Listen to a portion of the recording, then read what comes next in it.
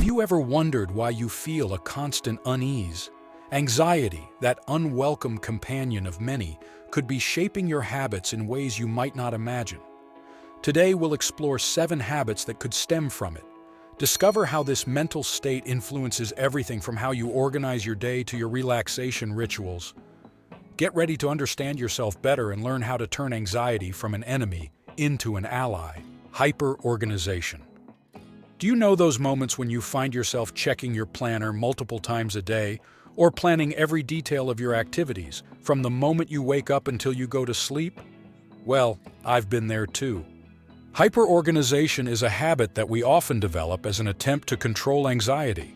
We think that if everything is meticulously planned, there will be no room for unexpected events and therefore no room for anxiety. But let's reflect together. Does this extreme control really help us? In my experience, I've realized that it can bring a false sense of security. For example, I remember planning a whole day of activities, but a simple traffic delay in the morning triggered a series of stressful adjustments for the rest of the day. This made me realize that, by trying to control everything, I was actually increasing my anxiety, as any small deviation from the plan became a big issue. The ideal is to find a balance. Planning is important, yes, but it is also crucial to leave room for flexibility. After all, not everything is under our control, and learning to accept this is an important step in managing anxiety better. And speaking of control, this leads me to another habit many of us develop when we are anxious: perfectionism. Perfectionism. Perfectionism. Who hasn't felt that internal pressure for everything to go exactly as planned, without flaws or imperfections? I've been there countless times. Perfectionism often arises as a response to our anxiety. We think that if we can do everything perfectly, we can avoid failures, criticism, and consequently, the discomfort of anxiety. But let's reflect on this a bit. When I was a student, for example, I would spend hours revising a paper before handing it in, always thinking I could improve something. But did this really help? In many cases, this obsession only increased my stress and prevented me from enjoying other activities or even resting properly. Perfectionism may seem useful in the short term, but in the long run, it can be quite harmful. It puts us in a constant state of dissatisfaction and rigorous self-evaluation, which can end up exacerbating the anxiety we try to control. Plus, when things inevitably don't turn out perfect, because, let's face it, perfection is an unattainable ideal, we feel like failures and even more anxious. So how can we deal with this? The key lies in cultivating acceptance. Accepting that imperfections are normal and that mistakes are part of the learning process can be extremely liberating. Also, practicing self-compassion, understanding that it's okay not to be perfect, can really relieve the pressure we put on ourselves. But there is an anxiety-related trap that can be even more paralyzing than perfectionism: procrastination. Procrastination. Have you ever postponed an important task simply because you felt overwhelmed just thinking about starting? I've been there, and that's the essence of procrastination. Interestingly, although it seems the opposite of perfectionism, procrastination is another common habit among anxious people. It emerges as a way to temporarily avoid those uncomfortable emotions associated with challenging or intimidating tasks. When we procrastinate, we are basically saying, "I don't want to deal with this now. It's too much for me." It seems like a solution at the moment, right? But the truth is, postponing things only builds up more anxiety. For example, when I had a report to submit and left it until the last minute, the days leading up to the deadline became incredibly stressful, much more than if I had started earlier. Moreover, procrastination can become a vicious cycle.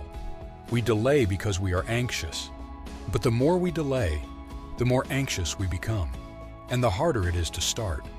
It's like being trapped in a web that we've spun ourselves. To break this cycle, it's helpful to adopt time management strategies, such as the Pomodoro technique, which involves working in focused time blocks, followed by brief breaks. This technique helped me take small steps towards the final goal, reducing the feeling of overwhelm.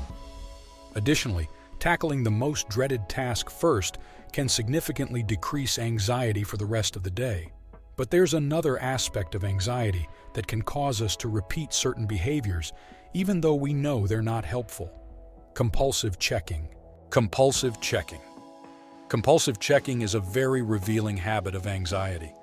Have you ever found yourself checking multiple times to see if the door was really locked? Or perhaps checking your email incessantly for fear of missing some important information? I've done this more times than I'd like to admit. This behavior is driven by the fear that something bad will happen if we're not constantly vigilant. This compulsion for checking can appear in various forms, and it's usually an attempt to calm anxiety through control. For example, I remember a period when I was obsessively checking my phone, waiting for a response that could change the course of an important project. Each new check brought a brief relief when nothing bad had happened, but the anxiety quickly returned, creating an exhausting cycle. Unfortunately, just like procrastination, compulsive checking reinforces anxiety instead of dissipating it. It teaches us that the only way to feel safe is through constant vigilance, which is an unsustainable and stressful way to live. To deal with compulsive checking, one approach is to practice mindfulness techniques, which help us live more in the present and reduce the need for constant control. Additionally, establishing clear rules for checking, such as limiting the number of times we check email per day, can help break the cycle of compulsion. While compulsive checking makes us seek control over the uncontrollable, over-planning makes us try to predict and prepare for every possible scenario. Over-planning. Over-planning is another habit that may arise in response to anxiety. Just like compulsive checking, the act of meticulously planning every detail of our lives can be an attempt to avoid surprises and ensure that everything goes as expected. However, this extreme level of planning often ends up being more of a stress factor than a real solution. When we are constantly trying to predict and prepare for every possible scenario, we not only spend considerable mental energy, but we also deprive ourselves of the opportunity to experience the spontaneity and joy that can come with the unexpected. I remember a holiday I planned minute by minute. Instead of feeling relaxed, I was always anxious, checking the agenda to make sure we were following the plan. In the end, I realized that I had missed many moments of potential relaxation and fun. To moderate this impulse to plan everything, a useful approach might be to practice flexibility. Establishing more general plans and allowing the details to unfold naturally can reduce the tension and increase your ability to adapt to new situations. Another strategy is to consciously plan free periods in your schedule, where you allow yourself to explore what comes up without a predefined schedule. This learning about balance and flexibility also helps us deal with another challenging aspect of anxiety: social isolation. Social isolation. Social isolation can be a direct consequence of anxiety. Often when we feel anxious, we tend to withdraw, avoiding interactions that could be perceived as stressful or threatening. I myself have found myself avoiding social events because I was worried about how I might be perceived by others or afraid of not knowing what to say. This withdrawal, although it may seem like a way to protect oneself from anxiety, often ends up exacerbating the feeling of loneliness and isolation. When you distance yourself from people, you also lose the support and comfort that relationships can offer. For example, I remember a time when I isolated myself so much that when I finally wanted to talk to someone about how I felt, it seemed like there was no one around anymore. To start rebuilding these connections, an important step is to understand that social interactions don't need to be perfect.